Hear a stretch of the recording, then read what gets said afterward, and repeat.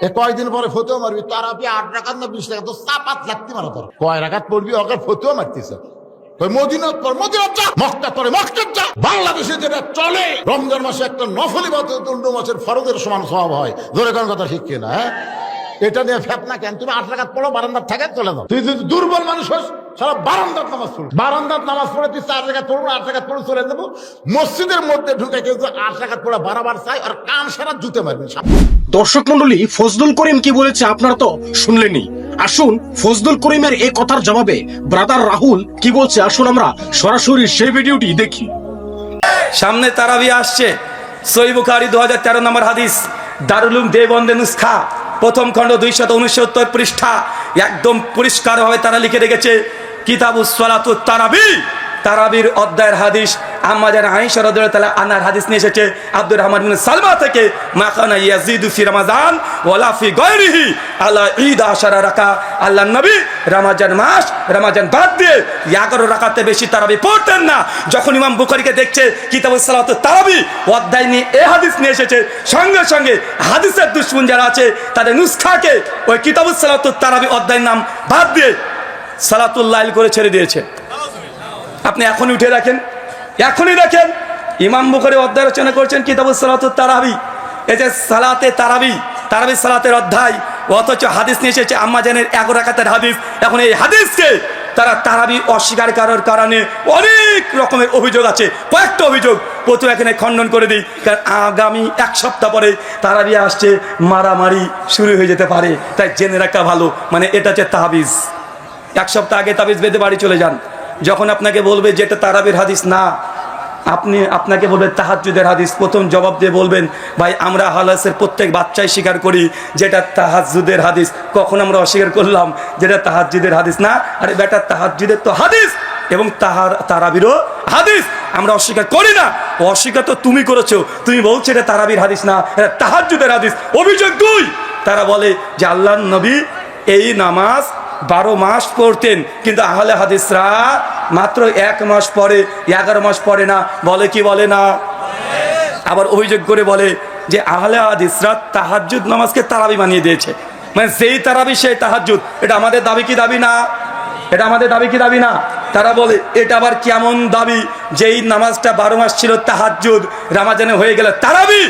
আমার সাদা মনে সাদা প্রশ্নের সাদা জবাব। ভাই বলেন তো, আজকে জুমার দিন কত রাকাত নামাজ পড়েছেন? জুমা আজকে জোহর পড়েছেন?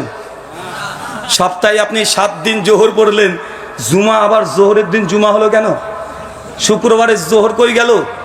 যেই নামাজ সপ্তাহে 6 দিন আপনি পড়লেন জোহর, কে জুমার দিন জোহর কিভাবে জুমা হয়ে গেল? ভাই কিভাবে হয়ে গেল?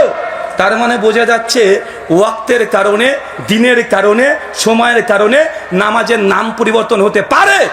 জোহর ছিল 4 রাকাত, জুমা হয়েছে 2 রাকাত, তার মানে ইবাদতের কাইফিয়াত পরিবর্তন হতে পারে। জোহরের ফজিলত আলাদা, জুমার ফজিলত আলাদা, তার মানে বোঝা গেল একই নামাজ 2 রকমের নাম হতে পারে, তার কাইফিয়ত, ফজিলত এবং তার মর্যাদা সবকিছু পরিবর্তন হতে পারে। তার জ্বলন্ত উদাহরণ, সপ্তাহে 6 দিন যে নামাজটা পড়ি জোহর, জুমার দিন হয়ে যায় জুমা। তার মানে একই নামাজের 2 রকম নাম হতে পারে কি পারে না? পারে। যখন দেখবে যে বুখারীর হাদিসের সঙ্গে তারা পারছে না, শুধু দেখবেন উল্টো পাল্টা করবে। যেমন ওই যে যখন বলি কাদের সঙ্গে কাঁধ, পায়ের সঙ্গে পা লাগিয়ে দেয়, তবে বুখারীর হাদিস, সুনান আবু দাউদের 666 নম্বর হাদিস, 667 নম্বর হাদিস, নবী বলছেন কাতারে ফাঁকা বন্ধ রাখো, মাঝখান দিয়ে যদি ফাঁকা থাকে শয়তান প্রবেশ করবে। আর কিছু কিছু বুখারীর দার্স দিয়ে হাদিয়া নেওয়া অনেকগুলো বড় বড় আল্লামা আছে, তারা বলে, আহলে হাদিসরা বলে কাতারের মধ্যে ফাঁকা থাকলে নাকি শয়তান ঢোকে। তো কাঁধ তো মিলেছে, ঠিক আছে, মাঝখানে ফাঁকা দেখে শয়তান ঢুকবে না? দেখেছেন নবীর হাদিসকে মানবে না, তারা অস্বীকার করবে, নিজেদের মাযহাবের বিরুদ্ধে চলে যাওয়ার জন্য হাদিসের মধ্যে তারা উঙ্গলি পড়ার চেষ্টা করে, তারা আঙ্গুল দেওয়ার চেষ্টা করে। এই আচরণ ছিল ইহুদিদের। কাদের কথা বলেন? তুমি আচরণ করবে, তোমার আচরণ, তোমার ব্যবহার, তোমার চিন্তা চেতনা সবগুলো ইহুদিদের মতো। আর পাল্টা অভিযোগ করে আহলে হাদিস তারা নাকি ইহুদির দালাল। বলে কি বলে না? সূরা বাকারা খুলেন, সূরা 2 আয়াত 60 থেকে 70 নম্বর আয়াত, বাংলা ইসলামিক ফাউন্ডেশনে পড়ে নেবেন। যারা দেওবন্দি হাজরাত আছে, তারা যদি আহলে হাদিসের কোরআনে অনুবাদ পড়তে অ্যালার্জি হয়, আশরাফ আলী থানভীর বাংলা অনুবাদ করার মাজিদ অনুবাদ করা হয়ে গেছে। যারা বেরলবি মানে সুন্নি মানে জিলাপি, তারা যদি আহলে হাদিসের কোন অনুবাদ করার প্রতি অ্যালার্জি থাকে, তারা আহমেদ আলা হযরত আহমেদ রেজা খান বেরলবির কানজুল ইমান নুরুল ইরফান বাংলাদেশ থেকে অনুবাদ হয়ে গেছে, একটু দেখে নেন। সূরা বাকারা 60 থেকে 70 নম্বর আয়াত। নবী মুসা আলাইহিস সালাম আল্লাহর সঙ্গে 40 দিন সাক্ষাৎ করে আসলেন। আল্লাহ নবী মুসাকে বললেন, মুসা যাও এই ইহুদিগুলোকে বলো তারা যেন একটা কুরবানি করে। ইহুদিরা এত বড় বদমাশ, এত বড় খাটাস, আল্লাহর আইন তারা মানতে চায় না, সব সময় এই আঙ্গুল দেওয়া স্বভাব। সঙ্গে সেই ইহুদিরা নবী মুসাকে বলছেন, মুসা সত্যি কি আল্লাহ আমাদেরকে কুরবানি করতে বলেছে? মানে টেনশনে পড়ে গেছে, কথা মনে বুঝলেন না? নবী মুসা বলছেন, হ্যাঁ আল্লাহ তো বলেছে, আল্লাহ বলেছে কুরবানি করতে। বলছে একবার জিজ্ঞাসা করে এসে তো তোমার রবকে, আল্লাহকে, কুরবানি যে করব, কি কুরবানি করব? গরু না ছাগল না দুম্বা? মুসা নবী বলছে আল্লাহ গরু কুরবানি করতে বলেছে। বলছে গরু বলেছে? সত্যি? আচ্ছা তোমার আল্লাহকে জিজ্ঞাসা করে এসে তো গরুটার কালার কি হবে? লাল না সাদা না কালো না গোলাপি, কি কালার হবে?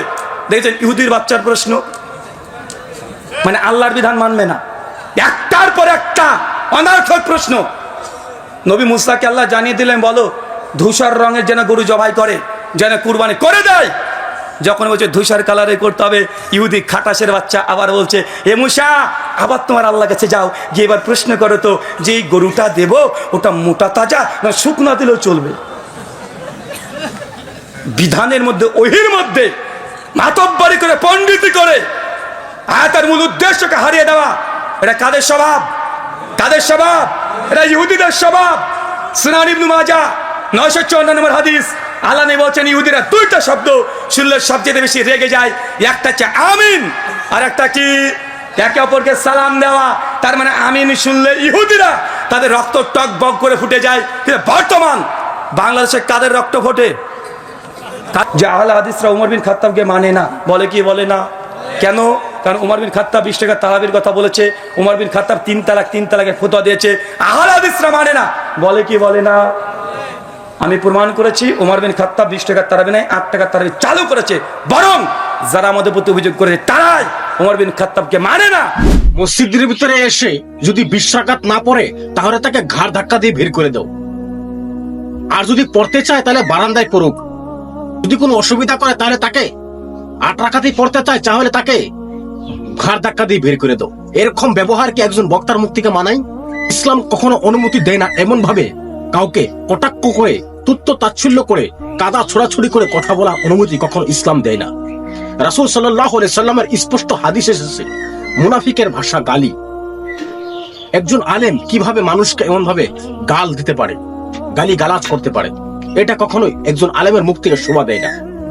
আরেক ভিডিওতে আবার দেখা হবে ইনশাআল্লাহ। আসসালামু আলাইকুম ওয়া রাহমাতুল্লাহি ওয়া বারাকাতুহু।